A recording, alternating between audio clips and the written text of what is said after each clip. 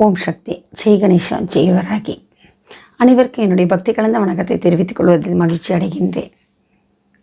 இன்றைக்கு நாம் பார்க்க போகிற தகவல், அம்மா வராகி அம்மா வாகனம்.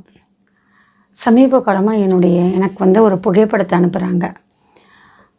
அந்த புகைப்படத்தில் அம்மா எப்படி இருக்காங்க, எந்த வாகனத்தில் இருக்காங்கன்ற பார்க்க போகிறோம். ஒவ்வொரு தெய்வத்திற்கும் ஒரு வாகனம் வந்தது.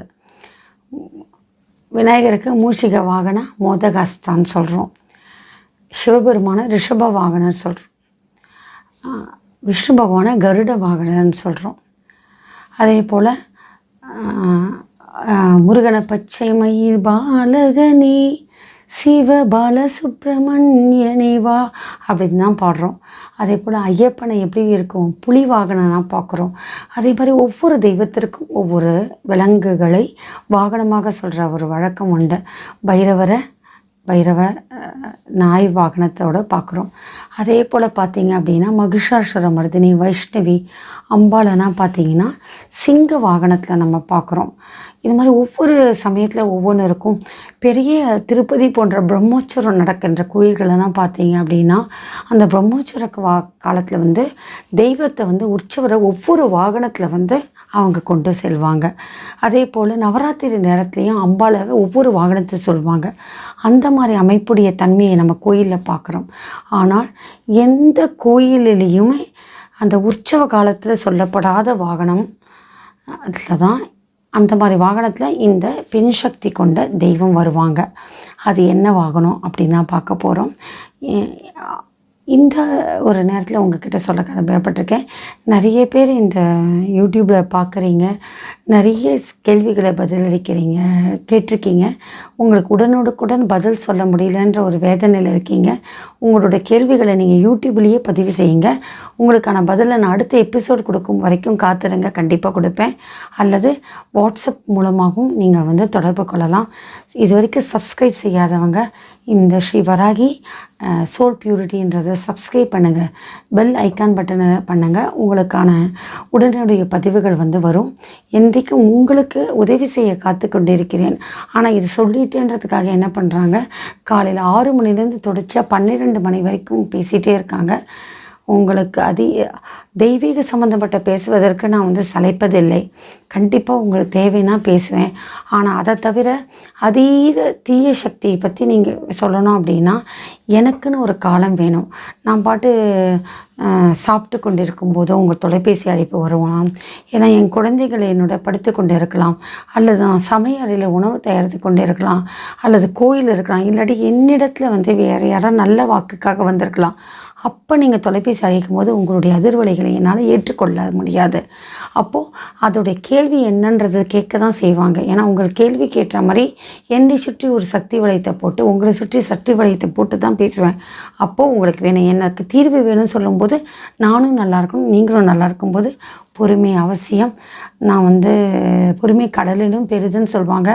அதுக்குன்னு துவேஷமாக பேசாதீங்க. சர்வீஸுனாலும் கால நேரம் தேவை இல்லையா? அதற்குன்னு ஒரு காலங்கள் வேணும். பாருங்கள், ஒரு 10 நாளைக்கு முன்னாடி நான் பேசுகிறதே நிறுத்திட்டேன். அந்தளவுக்கு உடம்பு தோய்ந்து போயிடுச்சு பேசி. அதனால் பேசும்போது நிறைய மாறுபட்ட கருத்துக்களும் வருது. அதால் நிறைய அதீத சக்தி இறக்க வேண்டியிருக்கு. உங்களுக்கு தேவைகளை உங்களுடைய இந்த யூடியூப்லேயே கொஸ்டின்ஸே பதிவிடுங்கள்.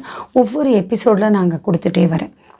சரிங்களா? இப்போ பார்க்க போகிறேன். ஏன் இதை பற்றி நான் சொல்கிறோம் அப்படின்னா, வராகி அம்மா ஒரு வாகனத்தில் பார்க்குறாங்க. கருப்பு நிறத்தில் எருமை வாகனத்தில் பார்க்கிறார்கள். அதோட அர்த்தம் என்னம்மா அப்படின்னு எல்லாரும் கேட்குறாங்க. அதே போல் பார்த்திங்கன்னா பால நாக அம்மா மாதிரி அம்மா பால வராகி அம்மா பக்கத்தில் எருமை வாகனத்தில் இருக்காங்க.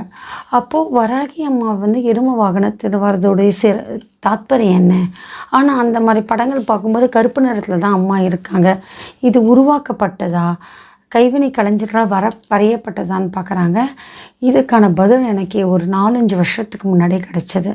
நான் சொன்னேன் இல்லையா, என்னுடைய முந்தின எபிசோடில் என்னுடைய வேப்பலை கசக்கிறது, நான் உதடு மந்திரத்தை ஜபித்தவுடன் என் கணவருக்கும் செல்லியம்மா காளி வந்திருக்கும்போது சிங்க வாகனத்தின் மேலே அம்மா வந்தாங்கன்னு சொல்லிட்டு உடனே நான் செல்லியம்மா கோயிலில் போய் கேட்டேன், இன்றைக்கி இந்த மாதிரி அற்புதம் என்னுடைய இடத்துல நடந்ததுன்னு சொல்லும்பொழுது அப்போது செல்லியம்மா கோயிலில் இருக்கின்ற வலசர வாக்குமிக கைக்கன் குப்பத்தில் இருக்கின்ற செல்லியம்மா கோயிலில் இருக்கின்ற பூசாரி திரு அசோக் அவர்கள் சொன்னாங்க, அம்மா சாந்தமாக வருகின்ற நேரத்திலே, பக்தியுடன் உங்களை பார்க்க வருகின்ற நேரத்திலே சிம்ம வாகனத்தில் வருவார்கள் செல்லியம்மா காளி. அதே நேரத்திலே பகைவர்களை அழிக்கணும்னு சொல்லிட்டு வரும்பொழுது அவர்கள் எருமை வாகனத்தில் வருவார்கள். அதனால் அம்மா எருமை வாகனத்தை வந்து காட்சியளித்தா என்று சொன்னால் உங்களிடம் இருக்கின்ற துஷ்ட சக்திகளை விரட்ட வருவார்கள் என்று அழைக்கும். அதாவது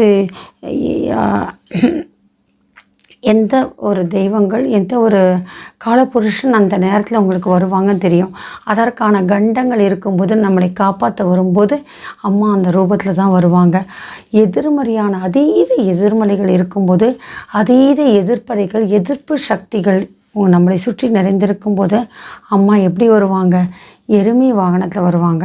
கருப்பு நிற ஆடை அணிந்து கொண்டு எருமை வாகனத்தில் வருவாங்க. இது வந்து யாருக்கும் இது தெரிஞ்சிருக்கு, அந்த வாகனத்தோட அமைப்பு. அதால தான் அவங்க வந்து அதை வரைந்திருக்கிறார்கள். இது தவறே கிடையாது. ஏன்னா காளியினுடைய சொரூபமாக தான் இருக்காங்க. தர்மத்தை நிலைநிறுத்தும் பொழுது அவர்கள் என்ன செய்ய வேண்டும்? அதர்மத்தை அழிக்கும் பொழுது அப்போ உக்கிர ரூபிணியாக தான் மாறணும். அப்படி அவங்க அழிக்கும்ன்ற காலகட்டத்திலே, எதிரிகளை அழிக்கின்ற காலகட்டத்தில் அவர்கள் எப்படி வருவார்கள்? காளியாக இருந்தாலும் வராகி அம்மாவாக இருந்தாலும் எருமை வாகனத்தில் தான் வருவாங்க. அந்த மாதிரி அமைப்பு வந்தால் பயப்பட வேண்டாம். எதிரிகளை துவம்சம் செய்வதற்கு தான் அந்த வராகி அம்மா எருமை வாகனத்தை வருகிறார்கள். காளியம்மாக்கு என்ன சொல்லப்பட்ட அதே ஐதீகம்தான் வராகி அம்மாவும். சர்வ வல்லமை, பலவிதமான மந்திர மாய சக்தியை அழிக்க வல்லவள் தான் வராகி அம்மா என்று சொல்லிக்கொண்டு, அந்த வகையிலே ஒவ்வொரு வாகனத்திற்கும் ஒவ்வொரு கடவுள் சிறப்பு இருப்பது போன்ற வராகி அம்மா எருமை வாகனத்தில் வருகின்ற காலகட்டத்திலும் அந்த எதிர்ப்புகளை அழிக்கின்ற சக்தி இருக்கின்ற தன்மையை காட்டுகிறாள் என்று சொல்லிக்கொண்டு, அதற்கு யாரும் பயப்பட வேண்டாம். உங்களை அழிக்க வருபவர்களை வராகி அம்மா எருமை வாகனத்தில் ஏறி வந்து உங்களுடைய எதிரிகளை தவிடுபடி ஆக்கி விடுவாள் என்ற நம்பிக்கையுடன் வராகியை கும்பிடுங்கள். ஜெய் வராகி. உங்களிடமிருந்து பக்தியுடன் விடைபெறுவது கர்ம வினைப்பலன் ஜோதிடன் ஆன்மீக சொற்பொழிவாளர் முனைவர் லக்ஷ்மி ரவிச்சந்திரன்.